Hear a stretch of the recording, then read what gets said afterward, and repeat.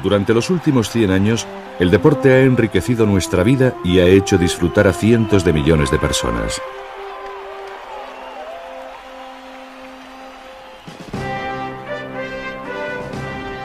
Las grandes manifestaciones deportivas se han convertido en festivales mundiales. Los acontecimientos deportivos gozan de las mayores audiencias televisivas. Los atletas se han convertido en superestrellas de una industria que mueve $1.000 millones. El deporte se practica con una pasión que mueve a las naciones. Es capaz de unir al mundo en una prueba de buena voluntad y también puede dividir a las gentes con una perversidad que desafía a la razón.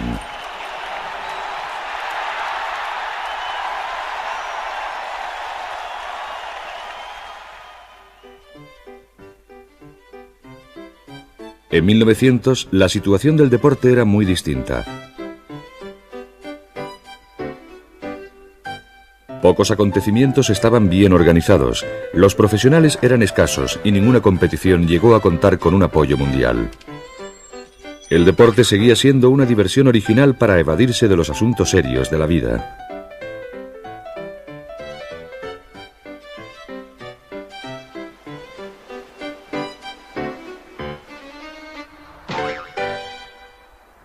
Los primeros indicios de lo que sería el deporte aparecieron en Francia a principios de siglo. El sueño del barón Pierre de Coubertin de revivir las antiguas Olimpiadas ya se había hecho realidad en Atenas en 1896. Los Juegos de la Segunda Olimpiada Moderna se organizaron en 1900 como parte de la Exposición Universal de París. Sin embargo, los Juegos fueron caóticos. Se trató de un espectáculo secundario en el marco del acontecimiento principal. Pasarían unos cuantos años antes de que los Juegos Olímpicos adquiriesen su moderna importancia. La tecnología presentó el indicio más claro de lo que llegaría a ser el deporte. La bicicleta era un invento del siglo XIX. Trajo consigo una revolución en el tiempo libre, y de ella también nació el nuevo deporte del ciclismo. En Francia y en Bélgica estaba muy bien organizado e integrado por profesionales. Muy pronto se introdujo en Italia, España y Holanda.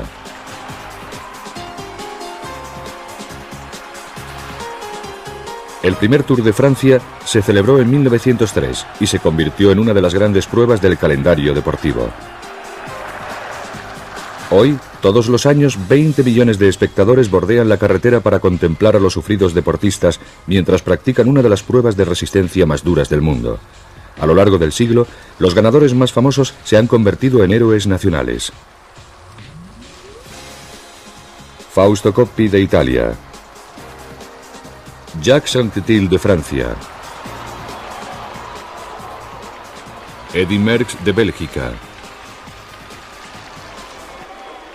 Y Miguel Indurain de España.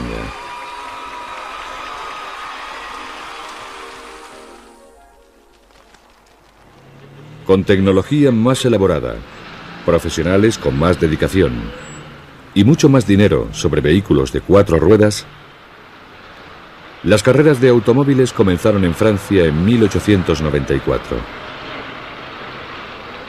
En 1906 se celebró el primer Grand Prix de Francia. Georges Valois, Paolo Zuccarelli y Jules Bouve fueron las primeras leyendas del automovilismo.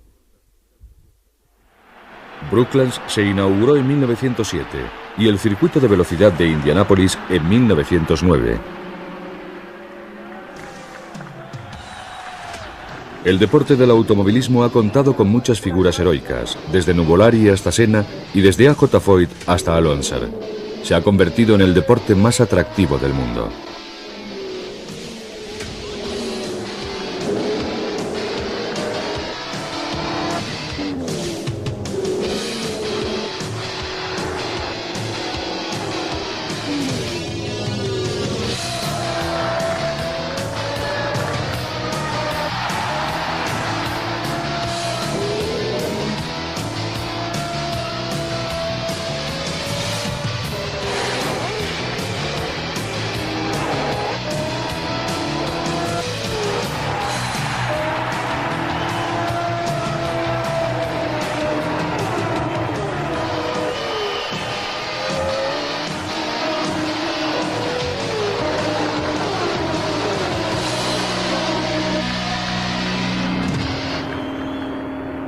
Pero el campeón de automovilismo más admirado del siglo XX fue un argentino, Juan Manuel Fangio. Un hombre con mucho encanto y dignidad que se granjeó las simpatías de los aficionados a todos los deportes, no solo al automovilismo, y se convirtió en una celebridad internacional. Ganó 5 campeonatos mundiales de Fórmula 1, el primero en 1951 y otras 4 veces seguidas a partir de 1954.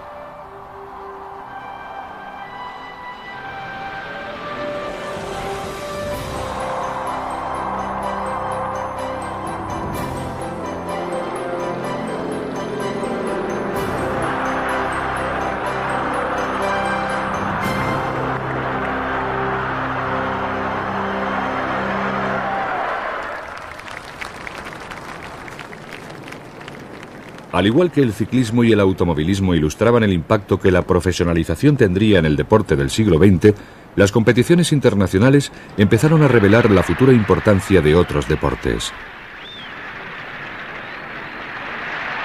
El torneo de la Copa Davis de tenis se inauguró en 1900 con la participación de Gran Bretaña y Estados Unidos. A partir de entonces, el sabor especial de la rivalidad internacional se sumó al duelo personal entre ambos lados de la red. En 1904 participaron en la competición Francia y Bélgica. Otros países siguieron rápidamente su ejemplo. A lo largo de los años siguientes, hubo momentos en que predominaron distintas naciones. Ninguno fue más sorprendente que el que disfrutaron los 4 mosqueteros franceses. Jean Borotra, Jacques Brugnon, Henri Cochet y René Lacoste consiguieron para Francia 6 títulos consecutivos de la Copa Davis entre 1927 y 1932. La presencia de su vivaracha compatriota Suzanne Lenglen, que dominó las canchas en la misma época, proporcionó a Francia una maravillosa temporada tenística.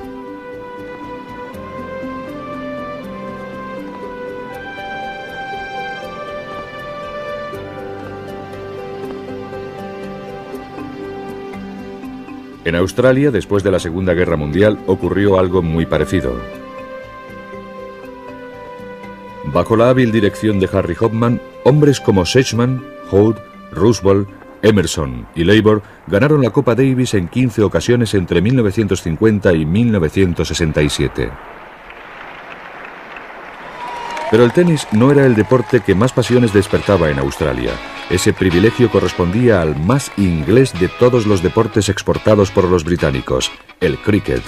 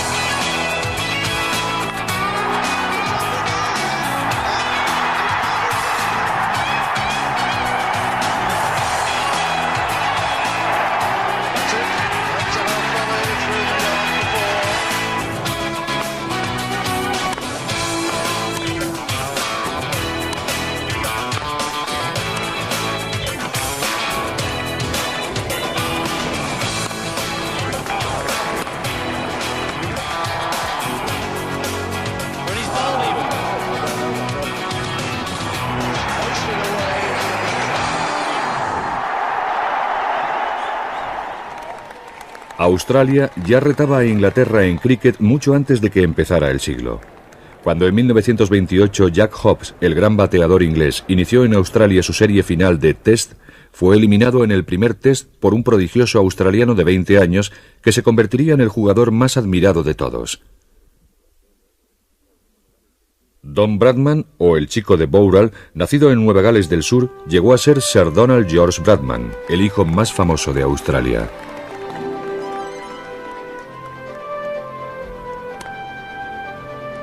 Cuando el Don jugaba, los terrenos de juego de cricket se llenaban y los aficionados regresaban a casa contentos, porque normalmente era el final feliz de un largo día veraniego de golpes clásicos.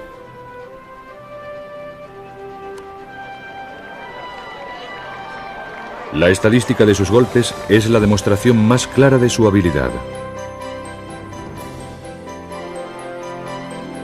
El promedio de jugadores internacionales muy buenos es de unas 50 carreras en cada turno, Unos cuantos jugadores excepcionales han conseguido un promedio de más de 60. El promedio de Bradman fue de 99-94.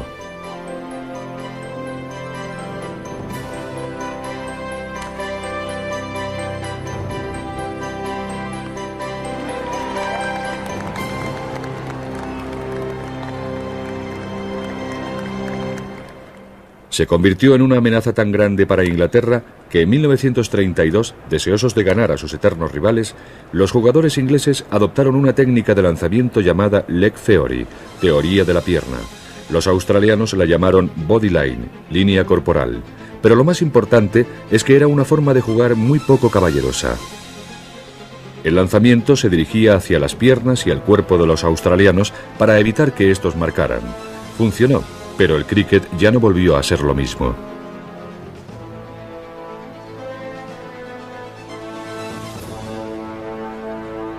El deporte se hacía demasiado importante como para ser dirigido por los sencillos valores de la deportividad y del juego limpio.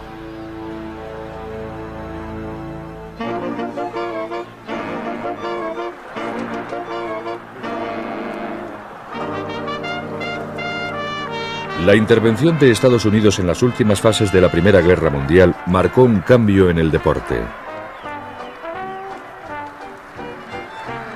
Estados Unidos era el nuevo centro mundial de poder y también del deporte. Pero tuvo un comienzo poco propicio durante los años de la posguerra. Un gran escándalo sacudió los cimientos del béisbol, el pasatiempo nacional. En 1920, 8 miembros del Chicago White Sox tramaron perder adrede la Serie Mundial de 1919 contra los Cincinnati Reds. Joe Jackson, el idolatrado Sules, formaba parte de esa trama. Fueron expulsados de por vida del béisbol y se convirtieron en una leyenda. El juego se encontraba en un estado lamentable. Necesitaba una reforma y héroes nuevos. Muy pronto, los hados se mostraron condescendientes. Tuvo muchos motes, como el Sultán del Golpe o el Bambino, pero siempre será conocido como Babe. George Herman Ruth cambió el rostro del béisbol y del deporte en Estados Unidos. Incluso en lugares del mundo donde el béisbol se conoce o se entiende poco, Babe Ruth es admirado como un héroe casi mítico. Ruth fue un hombre de su época, intrépido, insolente y polémico. Su deseo de jugar era comparable a su amor a la comida, la bebida, las mujeres y la adulación. Los aficionados le querían en parte por su personalidad, pero sobre todo por su talento.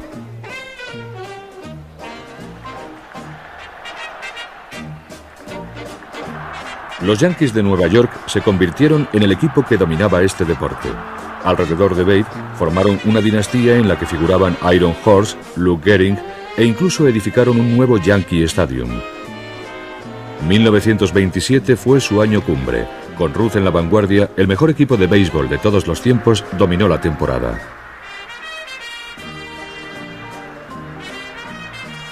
Babe consiguió 60 carreras completas, un récord que permanecería imbatido durante más de 30 años.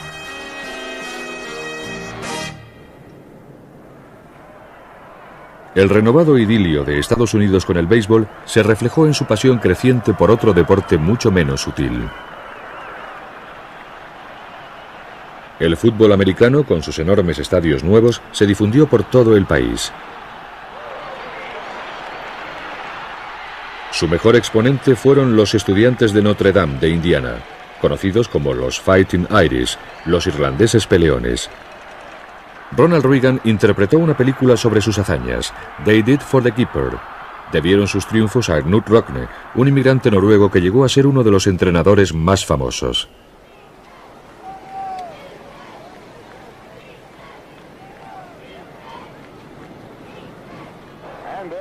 Al mismo tiempo que aumentaba el público, aumentaba la importancia de los medios. Periódicos, radio y noticiarios cinematográficos alimentaban el interés del público.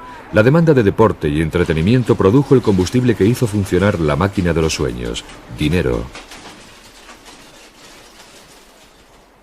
Se llamó la batalla del siglo. Quizá tendría que haberse llamado la forma de las cosas futuras, puesto que concentró todos los ingredientes del drama del deporte en el siglo XX. Jack Dempsey era un luchador, un pegador violento al que le encantaba pelear. En 1919 había pegado una paliza al entonces campeón Jess Williard y le había vencido. En 1921 encontró al adversario ideal. Georges Carpentier no era más que un peso semipesado, pero era un boxeador maravilloso. Un héroe de guerra francés apuesto y cortés con quien podría entablar el combate perfecto. El encuentro tuvo lugar en Jersey City ante 90.000 personas, el mayor número de espectadores de la historia del boxeo. Para el combate se construyó un cuadrilátero provisional de madera. Fue el primer combate con un título en juego que se retransmitía por radio y la primera vez que se recaudó $1 millón por la venta de entradas.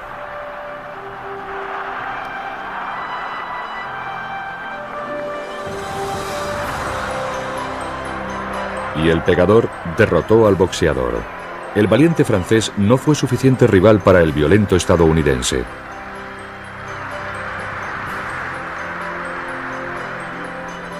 Dempsey entró en la leyenda con el nombre de Manasseh Moller y transformó el boxeo del mismo modo que Babe Ruth había transformado el béisbol.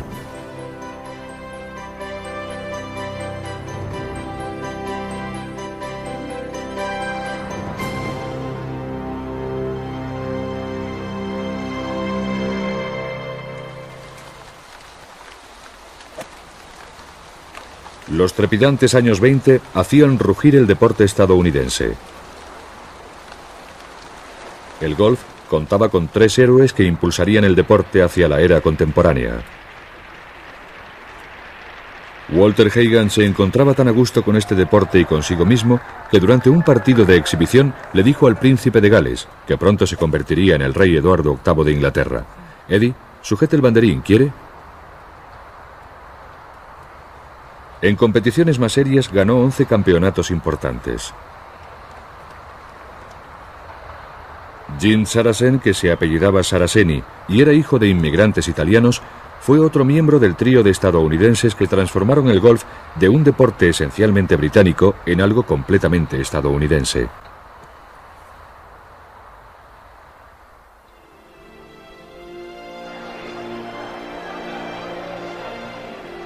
Tal vez el más prodigioso de los 3 fue Bobby Jones.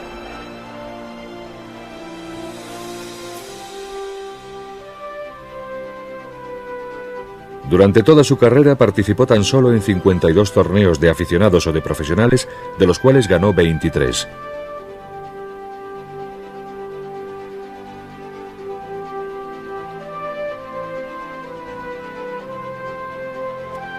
Sus 2 mayores legados fueron decisivos para la historia del golf. En 1930 remató su carrera consiguiendo los 4 grandes títulos: el estadounidense y el británico de aficionados y los abiertos de Estados Unidos y de Gran Bretaña.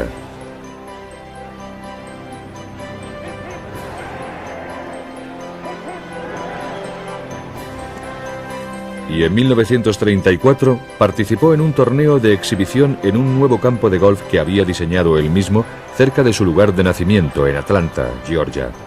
El campo se llamaba Augusta National y el torneo llegó a ser conocido como el Masters.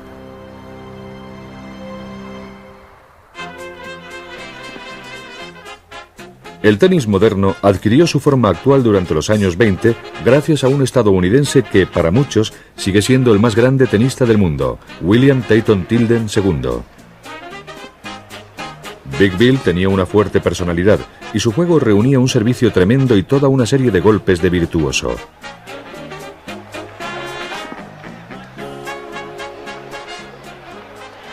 Su arte tenía una destacada vena teatral, algo que le granjeó las simpatías de muchos, pero que escandalizó a otros. A menudo, a los sectores más conservadores del deporte y de la sociedad, su homosexualidad y su ego les disgustaban, pero los años 20 fueron una época de cambio. Tilden jugó en el equipo que consiguió para Estados Unidos 7 títulos de Copa Davis durante esa década y logró una hazaña personal al ganar 3 títulos de Wimbledon y 7 campeonatos del Abierto de Estados Unidos.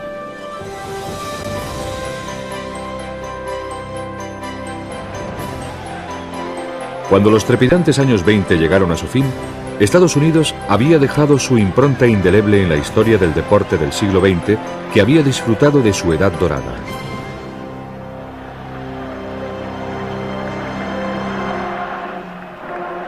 Por entonces ya estaban en marcha los preparativos para el mayor espectáculo deportivo del mundo que se desarrollaría en la Tinseltown, la ciudad del oropel.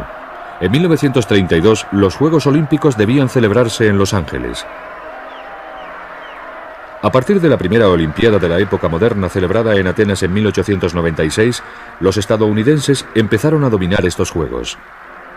A pesar de su origen europeo y aristocrático, la filosofía idealista, meritocrática y competitiva del deporte olímpico suponía un reto perfecto para este país joven y temerario.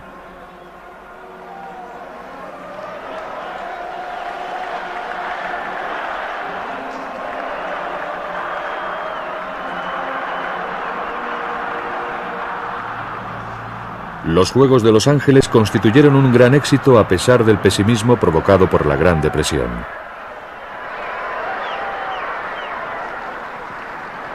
El deporte ofrecía un motivo para el optimismo, un alivio del trabajo pesado y aburrido.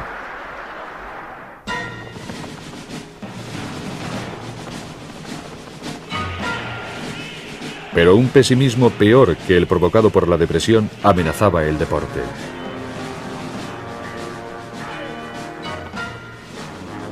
El interés que las masas sentían por el deporte era algo muy atractivo para aquellos cuyas ambiciones iban más allá de lo deportivo. El simbolismo y la pasión del deporte eran armas ideales para la propaganda.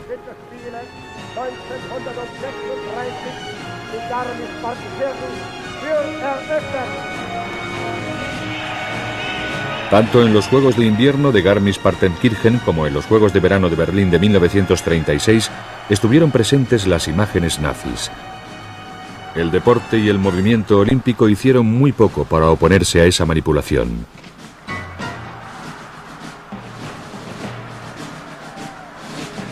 Unos pocos atletas se sublevaron ante esta hipocresía. Algunos se negaron a hacer el saludo nazi y muchos atletas alemanes, a pesar de las incitaciones oficiales, se resistieron a mirar a sus competidores como inferiores.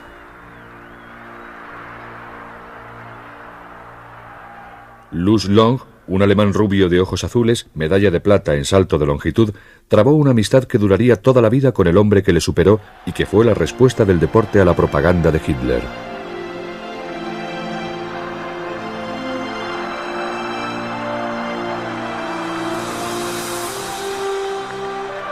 Jesse Owens era hijo de un aparcero en Alabama. En Berlín se convirtió en un héroe del siglo XX. Un año antes de los Juegos había superado 6 récords del mundo en una sola tarde. En Berlín ganó 4 medallas de oro y cautivó al público alemán.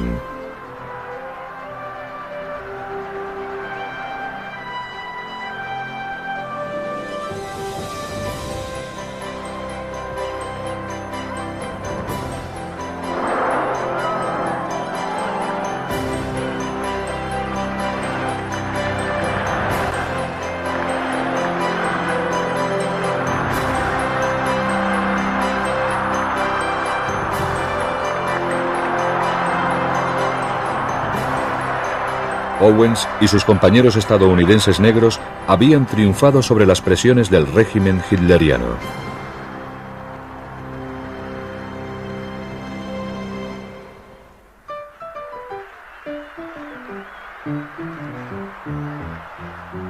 Sin embargo, en Estados Unidos, el camino de los atletas negros hacia la gloria fue muy duro. En 1908, Jack Johnson, después de ganar el título mundial de los pesos pesados contra Tommy Burns, se convirtió en el primer atleta negro de talla internacional. Tuvo que perseguir a Burns por todo el mundo hasta Sydney para lograr que accediese a pelear con él. Hasta ese momento, los campeones blancos se habían negado en redondo a aceptar el desafío de un boxeador negro.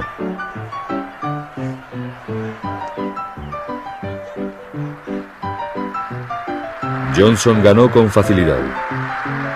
Su reinado fue tumultuoso.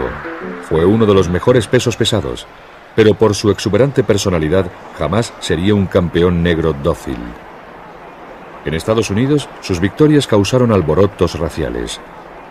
Sus coqueteos con mujeres blancas alimentaron la animosidad del público contra él hasta el punto que se creyó necesario encontrar una gran esperanza blanca para que le diera un escarmiento. Pero nadie fue lo bastante bueno para lograrlo hasta que Johnson cumplió 37 años. Por fin, Jess Willard, un gigante de 2 metros, lo derrotó en medio del calor sofocante de La Habana, Cuba, después de 26 asaltos.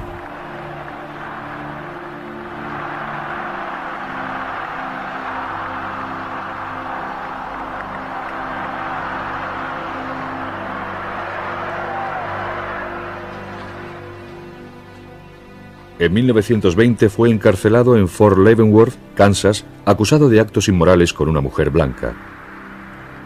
Cuando salió en libertad, fue a la deriva y desapareció en el anonimato. Pasaron casi 30 años antes de que por fin se rompiera la barrera del color en el deporte estadounidense.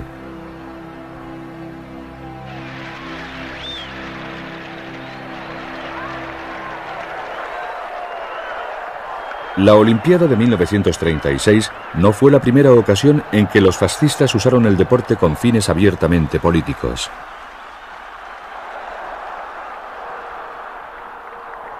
Ese dudoso honor ya le correspondía a Benito Mussolini. Para ello eligió el deporte más popular de Italia y del mundo, el fútbol. Este es uno de los muchos deportes que Gran Bretaña ha legado a la competición internacional. A pesar de que ya en 1880 las nuevas normas de la Asociación Futbolística estaban muy arraigadas en Inglaterra y en Escocia, la mayoría de los equipos europeos y sudamericanos no se fundaron hasta la última década del siglo XIX.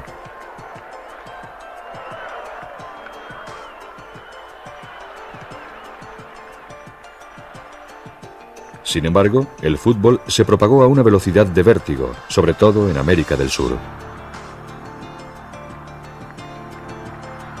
Uruguay, al ganar el torneo olímpico en 1924 y en 1928, reivindicó el título de mejor equipo del mundo fuera de las Islas Británicas.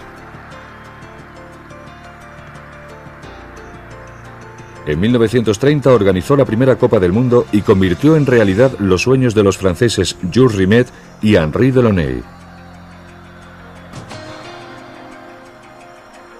Un país con apenas 2 millones de habitantes construyó un magnífico estadio digno de la ocasión.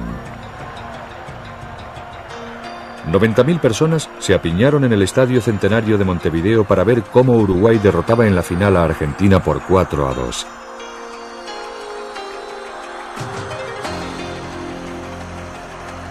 En Uruguay celebraron el triunfo como una fiesta nacional. En Argentina, unos aficionados disgustados asaltaron la embajada uruguaya. La policía tuvo que abrir fuego para dispersar a la muchedumbre.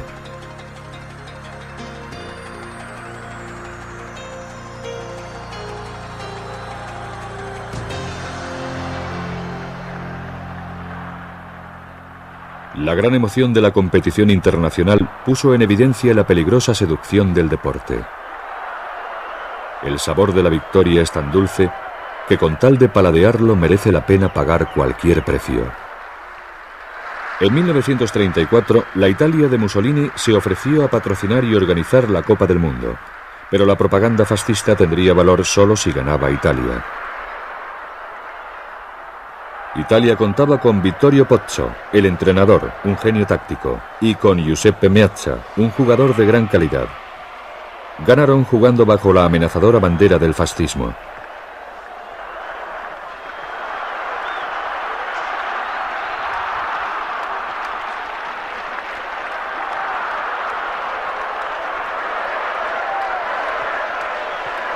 4 años más tarde, en 1938, repitieron la hazaña en Francia.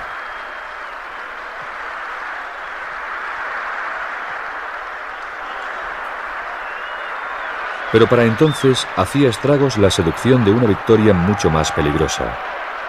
Italia ya había invadido Abisinia y España estaba envuelta en una guerra civil. El equipo alemán estaba lleno de austríacos cuyo país había sido anexionado por Alemania solo 3 meses antes. Los estadios de todo el mundo se quedaron desiertos durante muchos años, mientras que una vez más los campos de batalla se llenaban con los muertos de otra guerra mundial. El vasto horror de la Segunda Guerra Mundial asoló gran parte de Europa, Japón y Extremo Oriente. A su término, el deporte sufrió un cambio fundamental en muchos países, puesto que los nuevos regímenes lo usaron como símbolo de su ideología política. En Europa del Este, la difusión del comunismo desde la Unión Soviética animó a los gobiernos a invertir en deporte a una escala sin precedentes.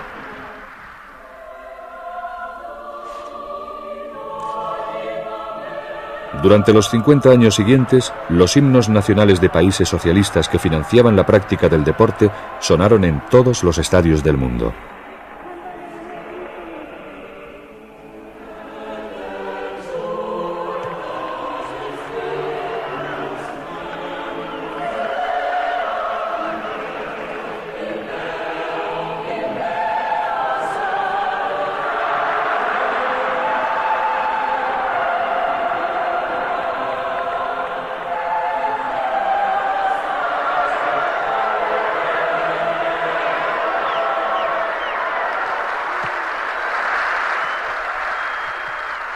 Todos esperaban que la Copa del Mundo de 1954 fuese el momento culminante para el mejor equipo de fútbol. Antes de la Segunda Guerra Mundial, Hungría había demostrado ser uno de los mejores equipos del mundo junto con Italia y Austria. En Hungría, la toma del poder por los comunistas entrañó el apoyo del Estado a un deporte que ya era floreciente. En 1952, los húngaros ganaron el torneo olímpico marcando 20 tantos en solo 5 partidos. En 1953 fueron a Inglaterra y en el estadio de Wembley dieron una lección de fútbol al país que lo había inventado. Marcaron 6 tantos.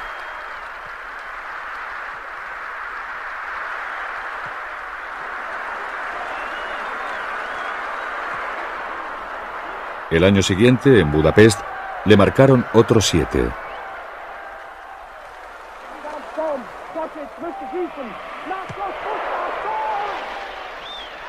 La gente llamó al conjunto húngaro el equipo de oro. Durante su reinado, que duró 6 años, solo perdieron una vez. Por fin la derrota llegó en Berna en 1954 en la final de la Copa del Mundo.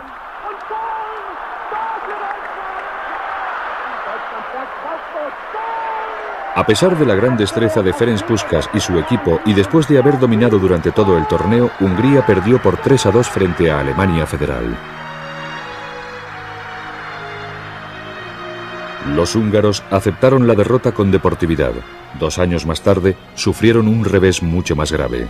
Los tanques soviéticos sofocaron el levantamiento húngaro en 1956. El equipo de oro jamás volvió a jugar.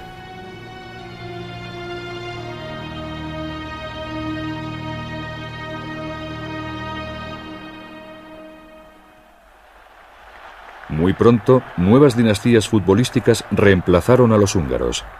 Alemania siguió siendo una gran potencia del fútbol mundial al ganar otros 2 campeonatos. En 1966, Inglaterra, la cuna del fútbol mundial, llegó a ser por fin campeona del mundo con una victoria histórica.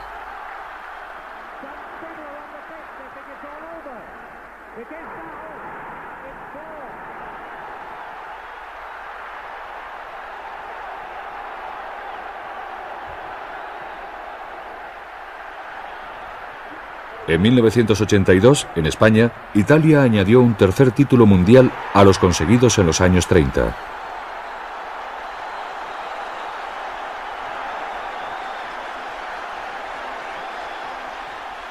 Y Argentina repitió el doblete de Uruguay al ganar los campeonatos mundiales de 1978 y 1986 que se celebraron en América del Sur.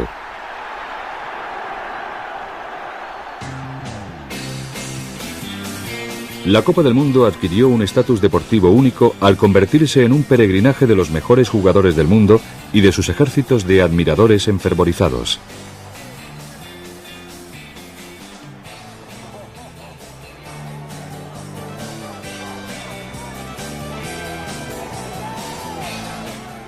De todos los países obsesionados con el fútbol, ninguno puede compararse a Brasil. Maracaná, el enorme estadio de Río, se considera la catedral del fútbol. En Brasil han nacido muchos jugadores de gran talento, entre los que se cuenta el mejor futbolista del mundo, Edson Arantes do Nascimento, Pelé.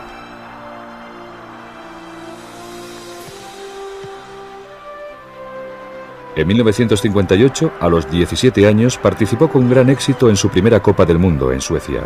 Durante su carrera marcó más de 1000 tantos y logró casi lo imposible al convertirse en un nombre muy conocido en Estados Unidos como jugador de fútbol.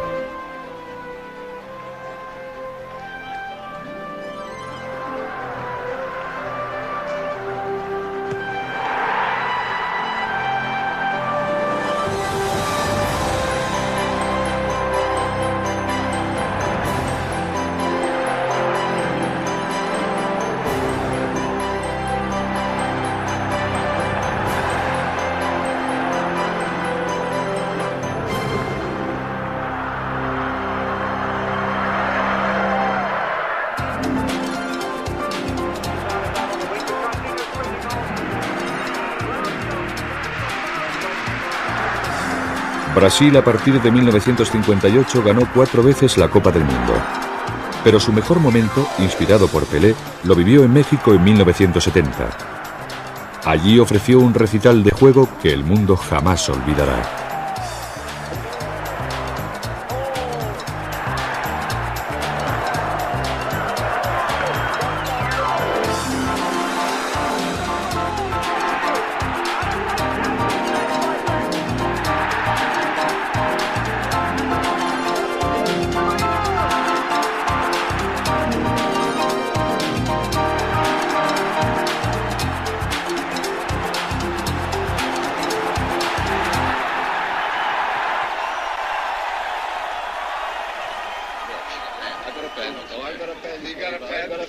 Fue una época gloriosa de éxito brasileño. También fue una época de cambios fundamentales en el deporte.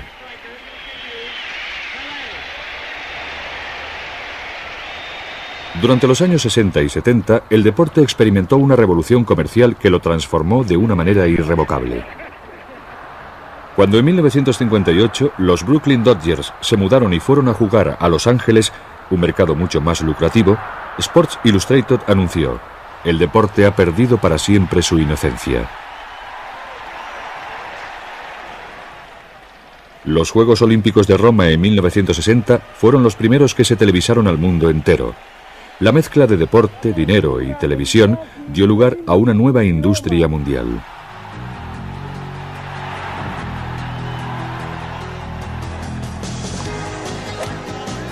El golf y luego el tenis se situaron a la vanguardia de la revolución deportiva, pues la televisión atraía primero al público, después al patrocinador y por fin hacía que los jugadores se diesen cuenta de su valor y pidieran una parte proporcional de los beneficios.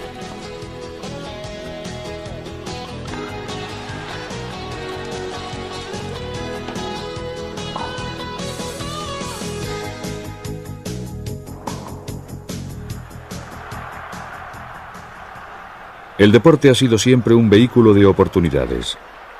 Cuando en 1947 Jackie Robinson rompió la barrera racial en el béisbol, el deporte se convirtió en un mundo de oportunidades donde todos los sueños podían hacerse realidad.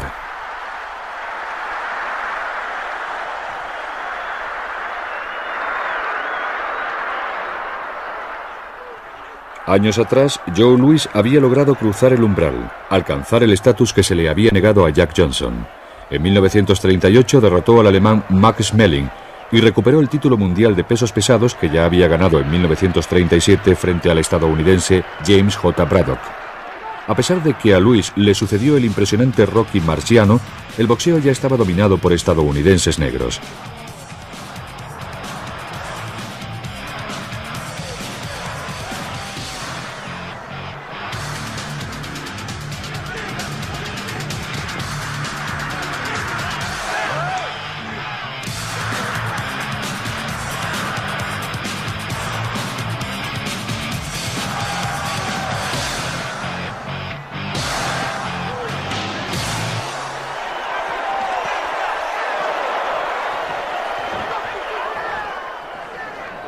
Un boxeador estadounidense negro fue seguramente la figura más carismática de la historia del deporte y uno de los grandes personajes del siglo XX.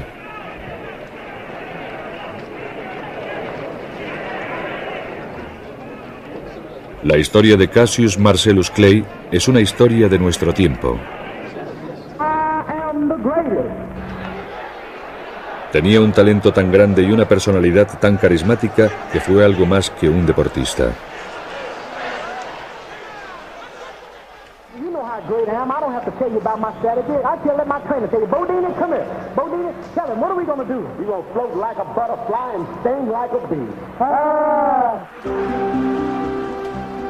En 1960, en los Juegos Olímpicos de Roma, ganó una medalla de oro en la categoría de semipesados.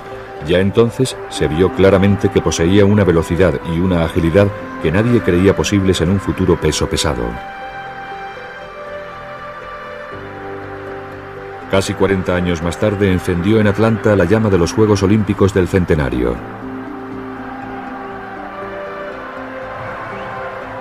Mientras tanto, Muhammad Ali había tirado su medalla de oro olímpica disgustado por el trato que recibía como estadounidense negro. Había ganado el título mundial en 3 ocasiones, había cambiado de religión, había cambiado de nombre, había criticado al gobierno estadounidense por la guerra de Vietnam y se había convertido en un símbolo de esperanza para millones de jóvenes atletas de todo el mundo. En Atlanta, recibió otra medalla olímpica de oro.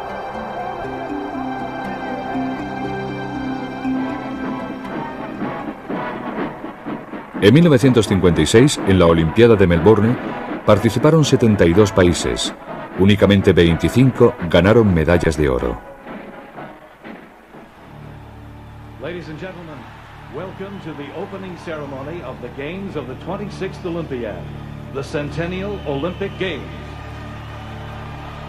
Sin embargo, en 1996, 197 estados participaron en la Olimpiada de Atlanta y las medallas de los ganadores se repartieron entre 53 países. En las últimas décadas del siglo XX, el deporte se convirtió en un fenómeno verdaderamente mundial en el festival de cultura que el Barón de Coubertin siempre deseó.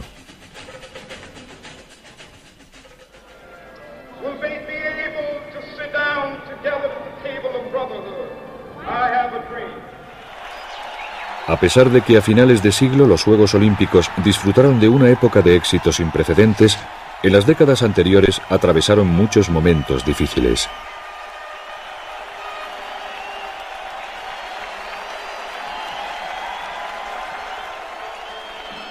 En los años 60 el deporte había llegado a ser algo tan importante respecto a la conciencia internacional que se había visto envuelto en la política mundial y hasta en la violencia.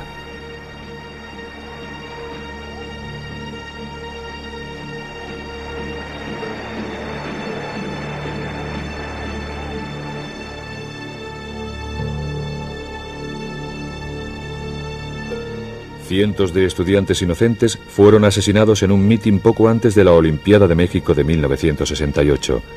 Durante esos Juegos, los estadounidenses negros que subieron al podio de los ganadores protestaron por el trato que recibían sus compatriotas negros en Estados Unidos.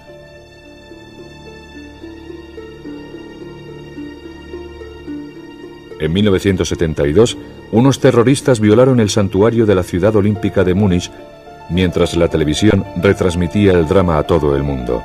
Fueron asesinadas 17 personas.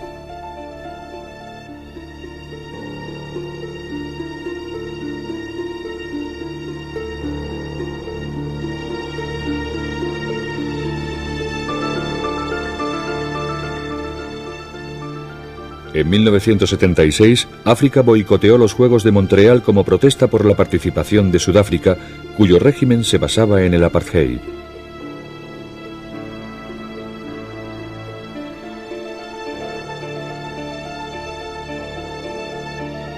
Y en 1980, Estados Unidos capitaneó un boicot masivo a la Olimpiada de Moscú para demostrar su desacuerdo con la invasión soviética de Afganistán.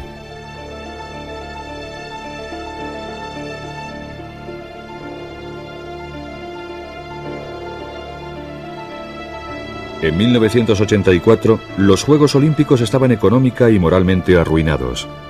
Solo Los Ángeles se ofreció a organizar la Olimpiada. Sin embargo, había otra confrontación política y la Unión Soviética dirigió otro boicot como represalia al que los estadounidenses habían encabezado contra Moscú. Pero los Juegos sobrevivieron. El Comité Olímpico Internacional decidió adoptar la revolución deportiva que combinaba el pragmatismo comercial y una sagaz diplomacia. The city who will have the honor and responsibility to organize the Olympic Games of the year 2004 is Athens. La tradición amateur quedó relegada a la historia. Los líderes del deporte se convirtieron en políticos. La televisión fue recibida como un viejo amigo. Los patrocinadores comerciales llegaron a ser invitados de honor en las fiestas deportivas. Las Olimpiadas y otros grandes acontecimientos deportivos ya no tuvieron problemas económicos. La interferencia política se redujo al máximo. El deporte ganó en autoridad e independencia. Sin embargo, la transformación del deporte internacional también tuvo sus críticos.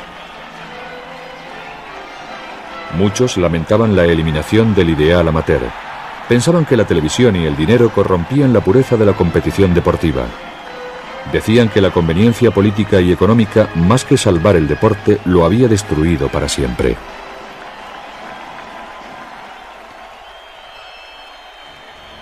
En realidad, el deporte contemporáneo, en medio de su éxito manifiesto, está rodeado de problemas. Algunos derivan del deporte en sí, y muchos son el reflejo de los problemas de nuestros días.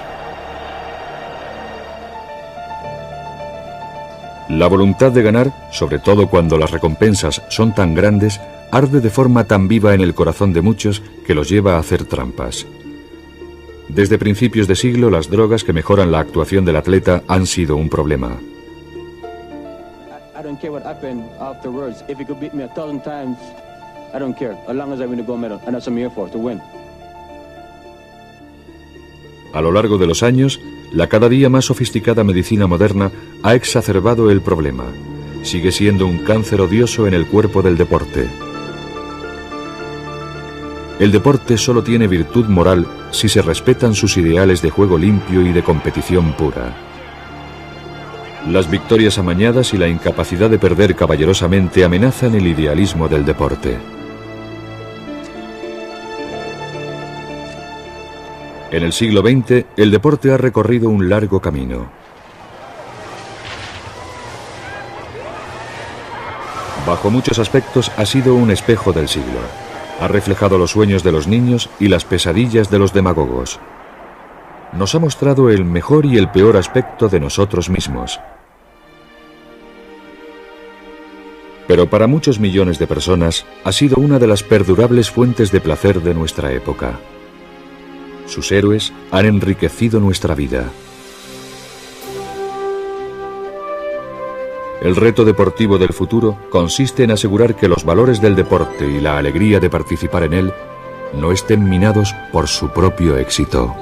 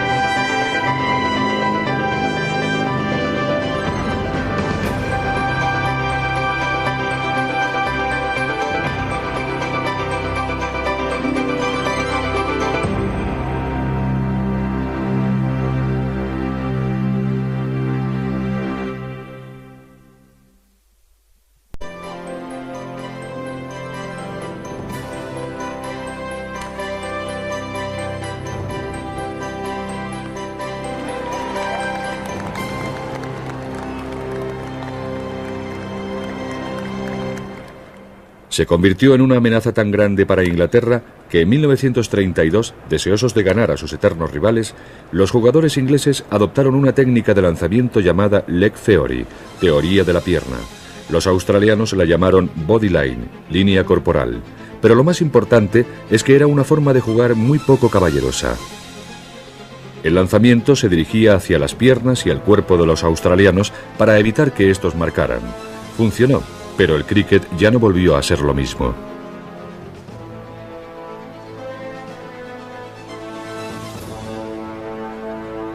El deporte se hacía demasiado importante como para ser dirigido por los sencillos valores de la deportividad y del juego limpio.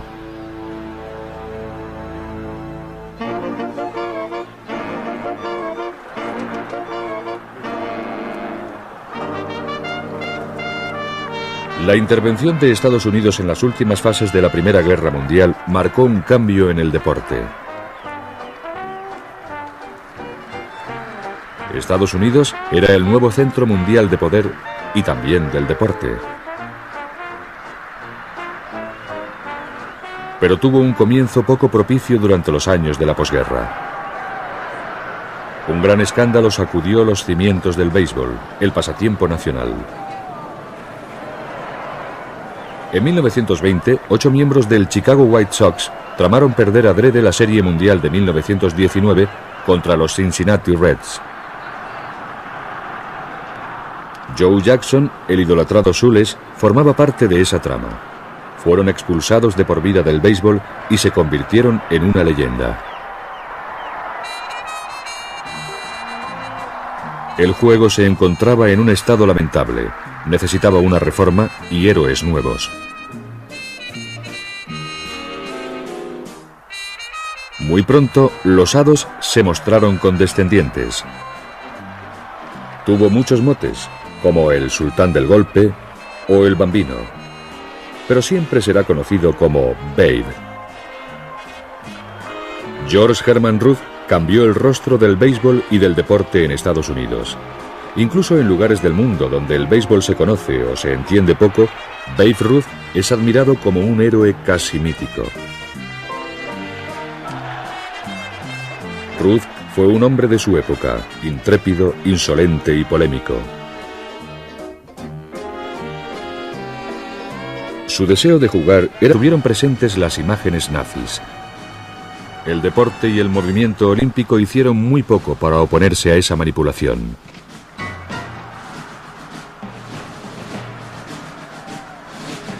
Unos pocos atletas se sublevaron ante esta hipocresía.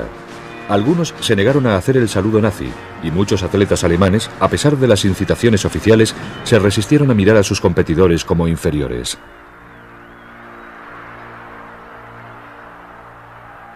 Luz Long, un alemán rubio de ojos azules, medalla de plata en salto de longitud, trabó una amistad que duraría toda la vida con el hombre que le superó y que fue la respuesta del deporte a la propaganda de Hitler.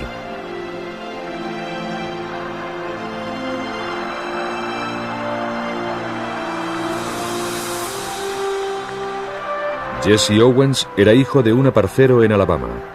En Berlín se convirtió en un héroe del siglo XX. Un año antes de los Juegos había superado 6 récords del mundo en una sola tarde. En Berlín ganó 4 medallas de oro y cautivó al público alemán.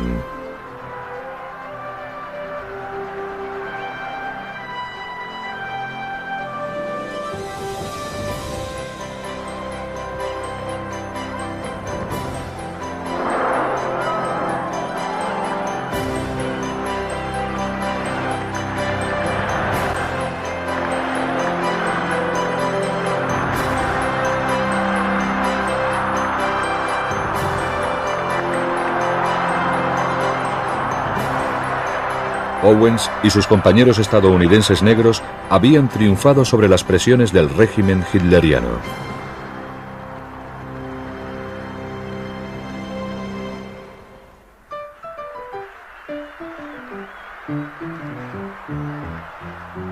Sin embargo, en Estados Unidos, el camino de los atletas negros hacia la gloria fue muy duro. En 1908, Jack Johnson, después de ganar el título mundial de los pesos pesados contra Tommy Burns, se convirtió en el primer atleta negro de talla internacional. Tuvo que perseguir a Burns por todo el mundo hasta Sydney para lograr que accediese a pelear con él. Hasta ese momento, los campeones blancos se habían negado en redondo a aceptar el desafío de un boxeador negro.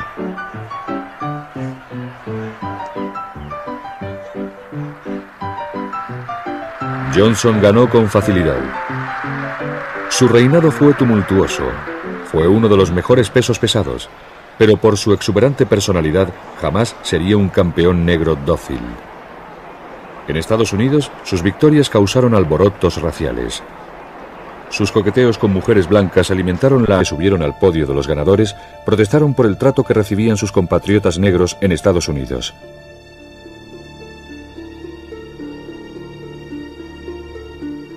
En 1972, unos terroristas violaron el santuario de la ciudad olímpica de Múnich, mientras la televisión retransmitía el drama a todo el mundo.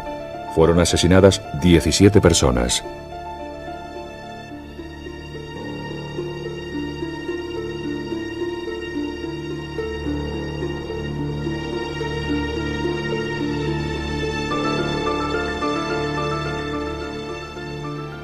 En 1976, África boicoteó los Juegos de Montreal como protesta por la participación de Sudáfrica, cuyo régimen se basaba en el apartheid.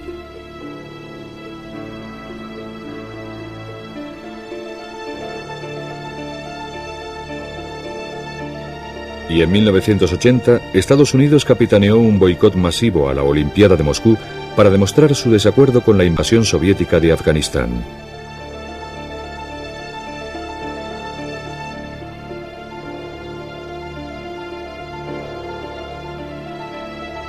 En 1984, los Juegos Olímpicos estaban económica y moralmente arruinados. Solo Los Ángeles se ofreció a organizar la Olimpiada. Sin embargo, había otra confrontación política, y la Unión Soviética dirigió otro boicot como represalia al que los estadounidenses habían encabezado contra Moscú. Pero los Juegos sobrevivieron. El Comité Olímpico Internacional decidió adoptar la revolución deportiva que combinaba el pragmatismo comercial y una sagaz diplomacia. The city who will have the honor and responsibility to organize the Olympic Games of the year 2004 is Athens. La tradición amateur quedó relegada a la historia. Los líderes del deporte se convirtieron en políticos. La televisión fue recibida como un viejo amigo. Los patrocinadores comerciales llegaron a ser invitados de honor en las fiestas deportivas. Las Olimpiadas y otros grandes acontecimientos deportivos ya no tuvieron problemas económicos. La interferencia política se redujo al máximo. El deporte ganó en autoridad e independencia. Sin embargo, la transformación del deporte internacional también tuvo sus críticos. Muchos lamentaban la eliminación del ideal amateur. Pensaban que la televisión y el dinero corrompían la pureza de la competición deportiva. Decían que la conveniencia política y económica, más que salvar el deporte, lo había destruido para siempre. El boxeo del mismo modo que Babe Ruth había transformado el béisbol.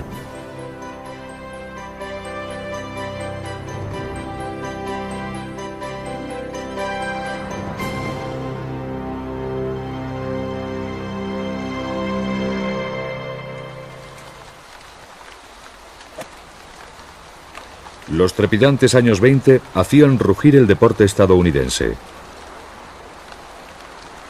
El golf contaba con 3 héroes que impulsarían el deporte hacia la era contemporánea. Walter Hagan se encontraba tan a gusto con este deporte y consigo mismo que durante un partido de exhibición le dijo al príncipe de Gales, que pronto se convertiría en el rey Eduardo VIII de Inglaterra: «Eddie, sujete el banderín, ¿quiere?». En competiciones más serias ganó 11 campeonatos importantes. Jim Sarazen, que se apellidaba Saraceni y era hijo de inmigrantes italianos, fue otro miembro del trío de estadounidenses que transformaron el golf de un deporte esencialmente británico en algo completamente estadounidense.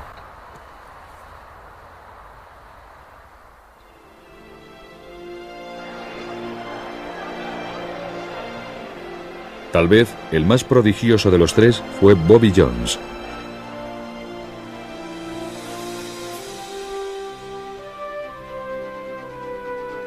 Durante toda su carrera participó tan solo en 52 torneos de aficionados o de profesionales, de los cuales ganó 23.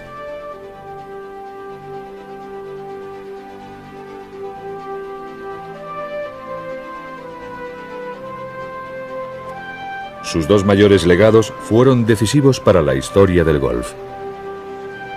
En 1930 remató su carrera consiguiendo los 4 grandes títulos: el estadounidense y el británico de aficionados, y los abiertos de Estados Unidos y de Gran Bretaña.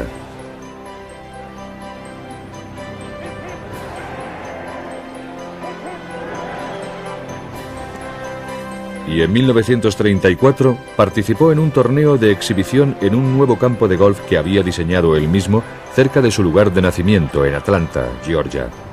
El campo se llamaba Augusta National y el torneo llegó a ser conocido como el Masters.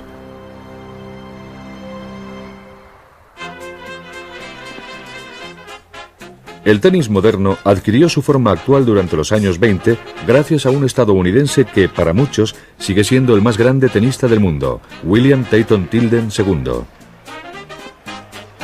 Big Bill tenía una fuerte personalidad y su juego reunía un servicio tremendo y toda una serie de golpes de virtuoso.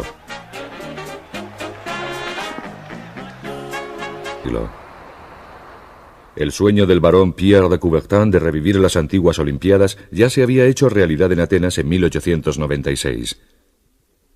Los Juegos de la Segunda Olimpiada Moderna se organizaron en 1900 como parte de la Exposición Universal de París. Sin embargo, los Juegos fueron caóticos. Se trató de un espectáculo secundario en el marco del acontecimiento principal. Pasarían unos cuantos años antes de que los Juegos Olímpicos adquiriesen su moderna importancia. La tecnología presentó el indicio más claro de lo que llegaría a ser el deporte. La bicicleta era un invento del siglo XIX. Trajo consigo una revolución en el tiempo libre, y de ella también nació el nuevo deporte del ciclismo. En Francia y en Bélgica estaba muy bien organizado e integrado por profesionales. Muy pronto se introdujo en Italia, España y Holanda.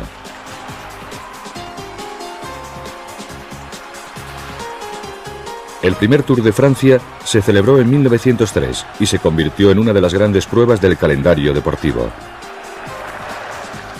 Hoy, todos los años, 20 millones de espectadores bordean la carretera para contemplar a los sufridos deportistas mientras practican una de las pruebas de resistencia más duras del mundo. A lo largo del siglo, los ganadores más famosos se han convertido en héroes nacionales. Fausto Coppi de Italia. Jacques Anquetil de Francia. Eddy Merckx de Bélgica. Y Miguel Indurain de España.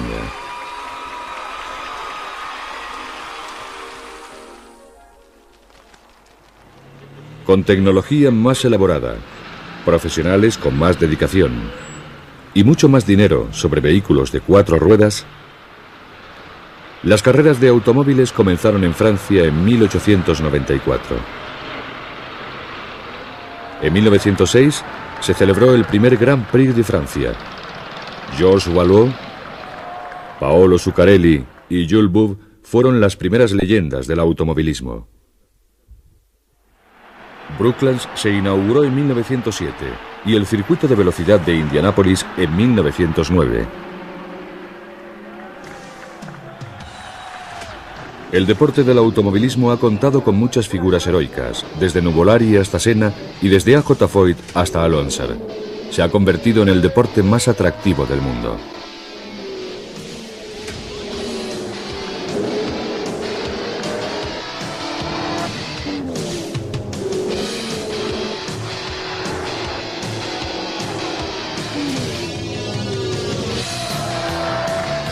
Una vez más, los campos de batalla se llenaban con los muertos de otra guerra mundial. El vasto horror de la Segunda Guerra Mundial asoló gran parte de Europa, Japón y Extremo Oriente. A su término, el deporte sufrió un cambio fundamental en muchos países, puesto que los nuevos regímenes lo usaron como símbolo de su ideología política. En Europa del Este, la difusión del comunismo desde la Unión Soviética animó a los gobiernos a invertir en deporte a una escala sin precedentes.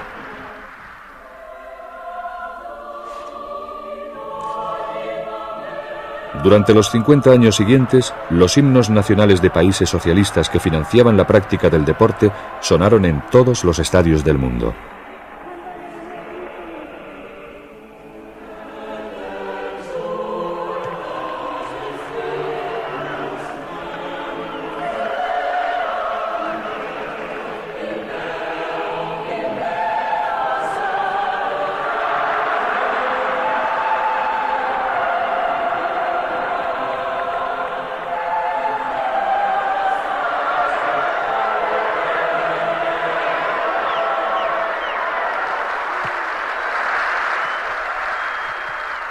Todos esperaban que la Copa del Mundo de 1954 fuese el momento culminante para el mejor equipo de fútbol.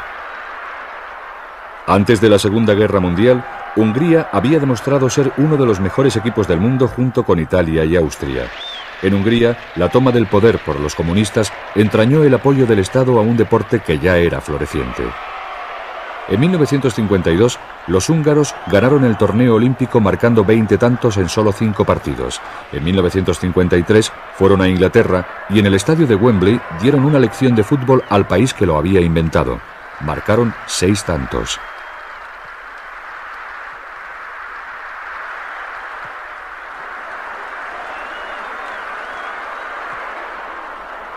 El año siguiente, en Budapest, le marcaron otros 7.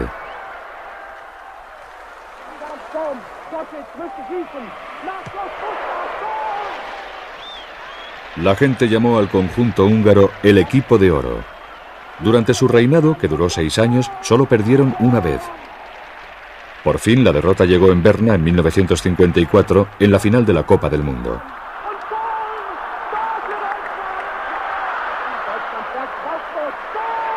A pesar de la gran destreza de Ferenc Puskás y su equipo, y después de haber dominado durante todo el torneo, Hungría perdió por 3-2 frente a Alemania Federal. Los húngaros aceptaron la derrota con...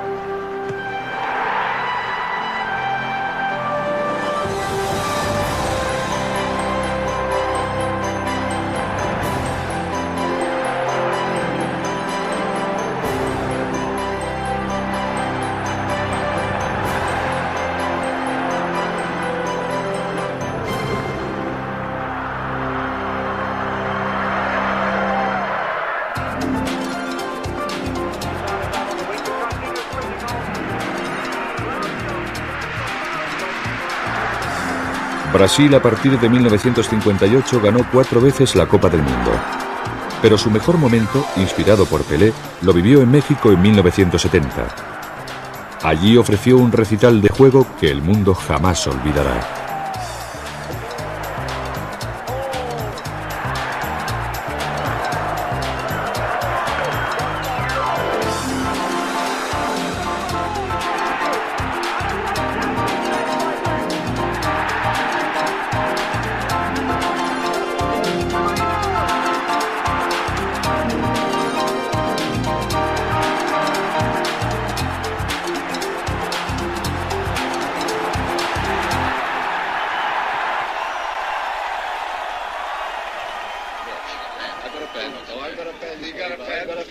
Fue una época gloriosa de éxito brasileño.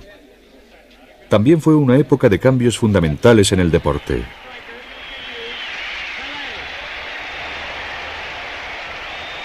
Durante los años 60 y 70, el deporte experimentó una revolución comercial que lo transformó de una manera irrevocable. Cuando en 1958 los Brooklyn Dodgers se mudaron y fueron a jugar a Los Ángeles, un mercado mucho más lucrativo, Sports Illustrated anunció: el deporte ha perdido para siempre su inocencia. Los Juegos Olímpicos de Roma en 1960 fueron los primeros que se televisaron al mundo entero. La mezcla de deporte, dinero y televisión dio lugar a una nueva industria mundial.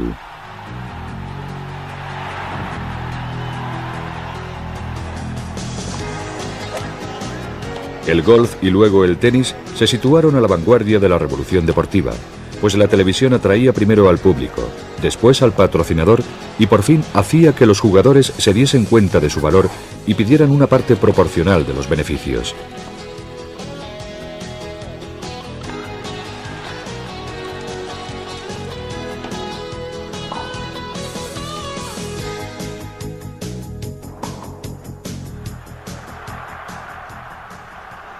El deporte ha sido siempre un vehículo de oportunidades. Cuando en 1947 Jackie Robinson rompió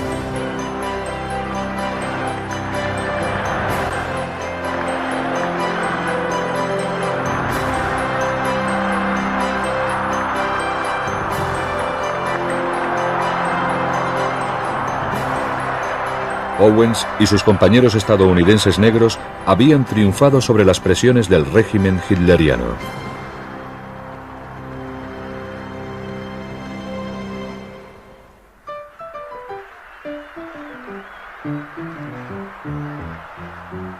Sin embargo, en Estados Unidos, el camino de los atletas negros hacia la gloria fue muy duro. En 1908, Jack Johnson, después de ganar el título mundial de los pesos pesados contra Tommy Burns, se convirtió en el primer atleta negro de talla internacional. Tuvo que perseguir a Burns por todo el mundo hasta Sydney para lograr que accediese a pelear con él. Hasta ese momento los campeones blancos se habían negado en redondo a aceptar el desafío de un boxeador negro.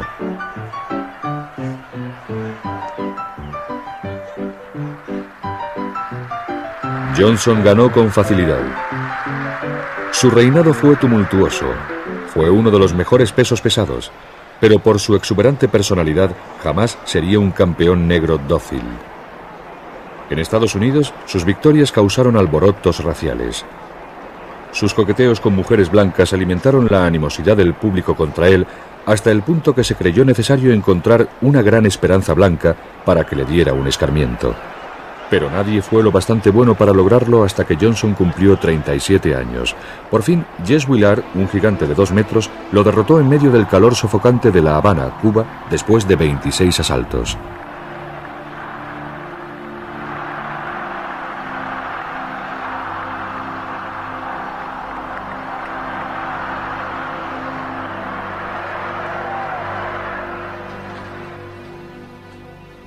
En 1920 fue encarcelado en Fort Leavenworth, Kansas, acusado de actos inmorales con una mujer blanca. Cuando salió en libertad, fue a la deriva y desapareció en el anonimato. Pasaron casi 30 años antes de que por fin se rompiera la barrera del color en el deporte estadounidense.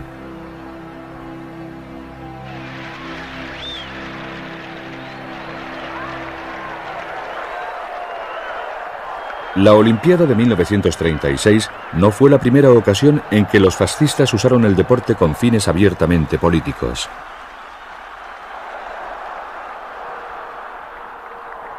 Ese dudoso honor ya le correspondía a Benito Mussolini. Para ello eligió el deporte más popular de Italia y del mundo, el fútbol. 1909. El deporte del automovilismo ha contado con muchas figuras heroicas, desde Nuvolari hasta Senna y desde A.J. Foyt hasta Alonso. Se ha convertido en el deporte más atractivo del mundo.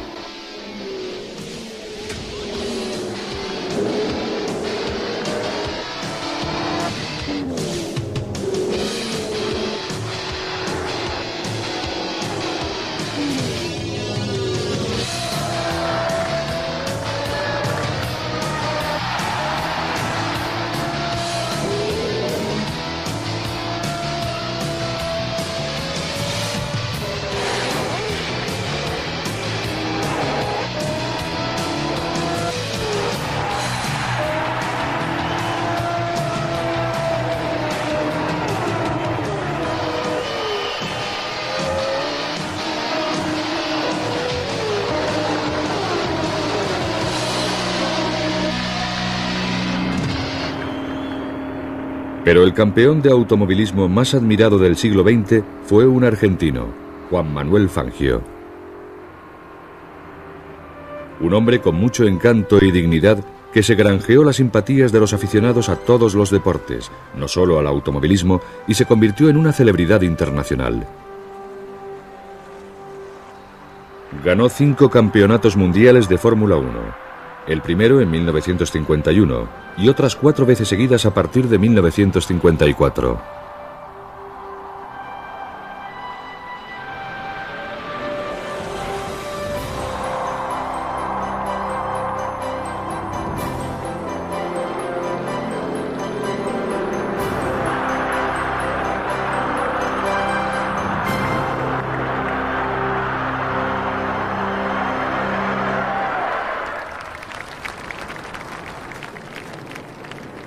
Al igual que el ciclismo y el automovilismo ilustraban el impacto que la profesionalización tendría en el deporte del siglo XX, las competiciones internacionales empezaron a revelar la futura importancia de otros deportes. El torneo de la Copa Davis de tenis se inauguró en 1900 con la participación de Gran Bretaña y Estados Unidos. A partir de entonces, el sabor especial de la rivalidad internacional se sumó al duelo personal entre ambos lados de la red. En 1904 participaron en la competición Francia y Bélgica. Otros países siguieron rápidamente su ejemplo. A lo largo de los años siguientes, hubo momentos en que predominaron distintas naciones. Ninguno fue más sorprendente que el que disfrutaron los 4 mosqueteros franceses. Jean Brotra, Jacques Brugnon, Henri Cochet y René Lacoste consiguieron para... El golf contaba con 3 héroes que impulsarían el deporte hacia la era contemporánea. Walter Hagan se encontraba tan a gusto con este deporte y consigo mismo que durante un partido de exhibición le dijo al príncipe de Gales, que pronto se convertiría en el rey Eduardo VIII de Inglaterra: «Eddie, sujete el banderín, ¿quiere?». En competiciones más serias ganó 11 campeonatos importantes. Jean Saracen, que se apellidaba Saraceni y era hijo de inmigrantes italianos, fue otro miembro del trío de estadounidenses que transformaron el golf de un deporte esencialmente británico en algo completamente estadounidense.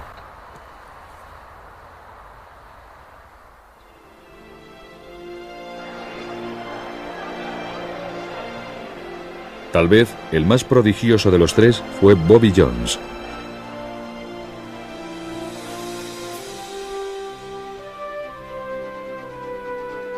Durante toda su carrera participó tan solo en 52 torneos de aficionados o de profesionales, de los cuales ganó 23.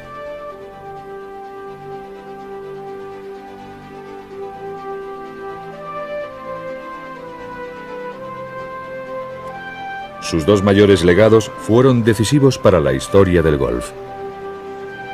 En 1930 remató su carrera consiguiendo los 4 grandes títulos: el estadounidense y el británico de aficionados, y los abiertos de Estados Unidos y de Gran Bretaña.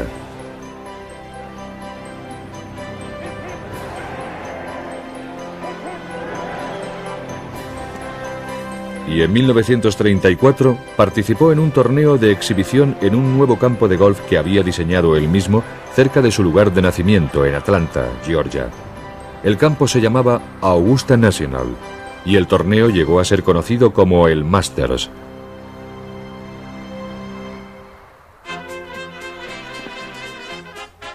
El tenis moderno adquirió su forma actual durante los años 20 gracias a un estadounidense que, para muchos, sigue siendo el más grande tenista del mundo, William Tatum Tilden II. Big Bill tenía una fuerte personalidad y su juego reunía un servicio tremendo y toda una serie de golpes de virtuoso.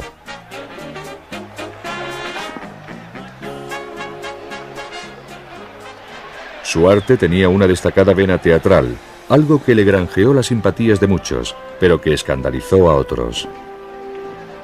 A menudo, a los sectores más conservadores del deporte y de la sociedad, su homosexualidad y su ego les disgustaban, pero los años 20 fueron una época de cambio. Tilden jugó en el equipo que consiguió para Estados Unidos 7 títulos de Copa Davis durante...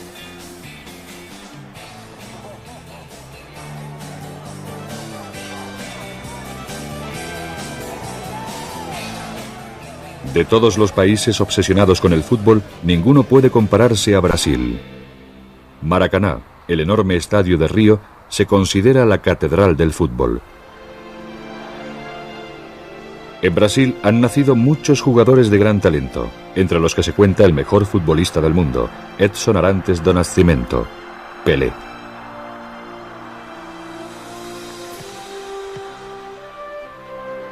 En 1958, a los 17 años, participó con gran éxito en su primera Copa del Mundo en Suecia. Durante su carrera marcó más de 1000 tantos y logró casi lo imposible al convertirse en un nombre muy conocido en Estados Unidos como jugador de fútbol.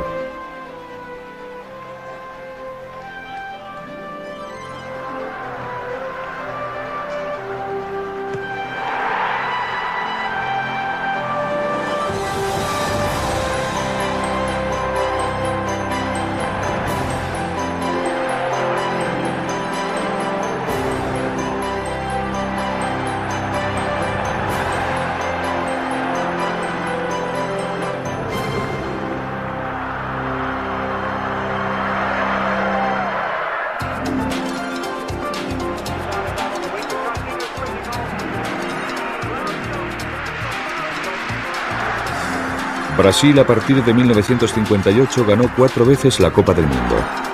Pero su mejor momento, inspirado por Pelé, lo vivió en México en 1970. Allí ofreció un recital de juego que el mundo jamás olvidará.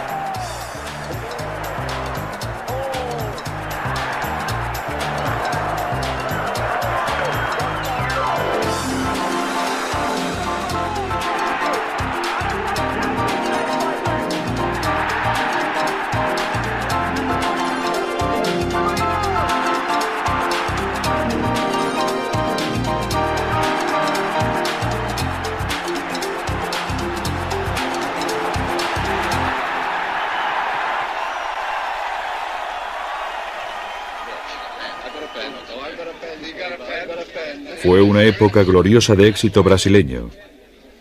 También fue una época de cambios fundamentales en el deporte.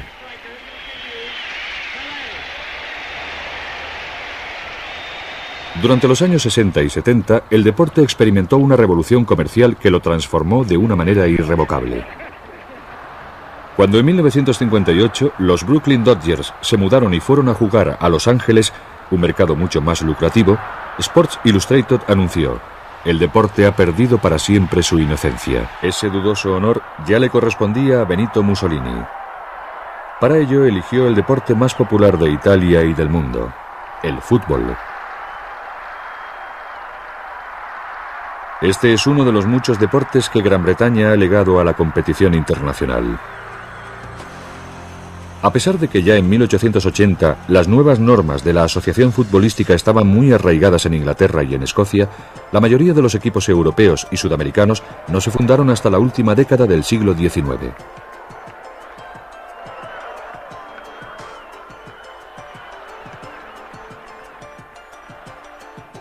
Sin embargo, el fútbol se propagó a una velocidad de vértigo, sobre todo en América del Sur. Uruguay, al ganar el torneo olímpico en 1924 y en 1928, reivindicó el título de mejor equipo del mundo fuera de las Islas Británicas.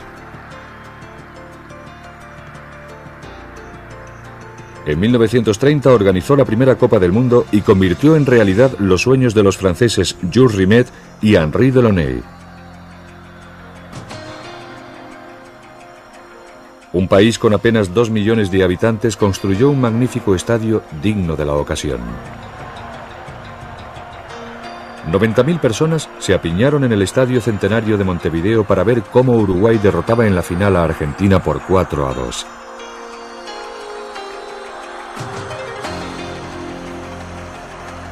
En Uruguay celebraron el triunfo como una fiesta nacional.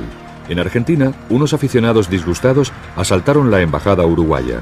La policía tuvo que abrir fuego para dispersar a la muchedumbre.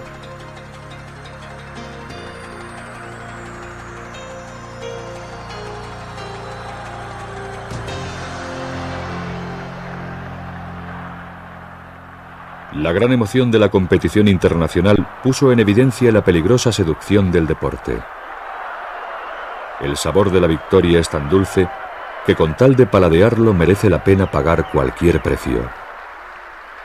En 1934, la Italia de Mussolini se ofreció a patrocinar y organizar la Copa del Mundo, pero la propaganda fascista tendría valor solo si ganaba Italia. Italia contaba con Vittorio Pozzo, el entrenador, un genio táctico, y con Giuseppe Meazza, un jugador de gran calidad. Ganaron jugando bajo la amenazadora bandera del fascismo.